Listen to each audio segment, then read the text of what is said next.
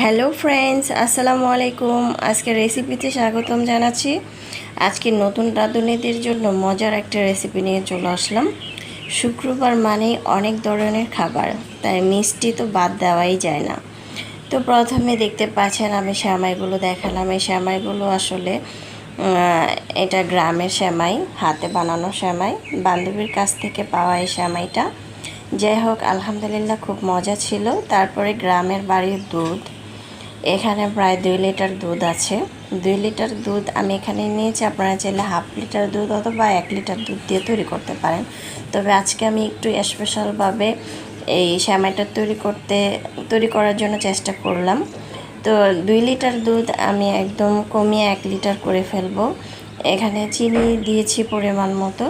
চিনিটা আমি 1 কাপের মতো দিয়েছি। চিনি বেশি দেওয়া যাবে না, সামান্য একটু লবণ দিয়েছি মিষ্টিটা যাতে পারফেক্ট হয়।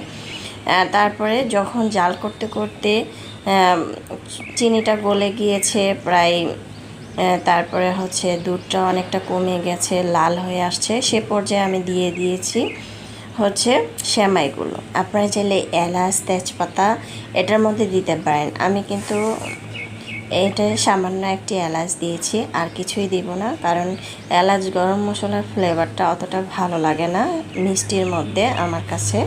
সামান্য একটা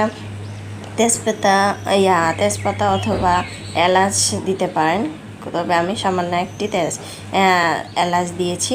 দেখতে পাচ্ছেন কতটা সর পড়েছে, একদম ঘন হয়ে যাবে। আর এই সেমাইটা খেতে কিন্তু অনেক বেশি ভালো লেগেছিল, যেহেতু দুধ বেশি ছিল। আর বাসায় যদি গুঁড়া দুধ থাকে সেক্ষেত্রে গুঁড়া দুধ দিতে পারেন 1 কাপ। আমি যেহেতু সেমাইটা তৈরি করছি, আমার সেমাইটা খেয়ে যদি প্রশংসাই না করে তাহলে সেই সেমাই রান্না করে কি হবে। যাই হোক, আলহামদুলিল্লাহ সেমাইটা অসম্ভব মজাদার হয়েছিল। চাইলে কিন্তু এই সেমাইটা আপনারা ঝটপট তৈরি করে নিতে পারেন, খেতে অনেক বেশি ভালো লেগেছিল। রান্নাটা কমপ্লিট, আমি কিন্তু অলরেডি উঠিয়ে নিয়েছি। আপনারা চাইলে কিশমিশও এখানে দিতে পারেন। যে সেমাইটা রান্না করেছি দেখতেই বোঝা যাচ্ছে কতটা ইয়ামি, আর খেতে যে কতটা মজার হবে সেটা ভাবতে গেলে অবাক। দেখতে পাচ্ছেন কতটা ইয়ামি এই সেমাইটা, খেতে অনেক বেশি ভালো লেগেছিল। বাসার সবাই অনেক বেশি প্রশংসা করেছে।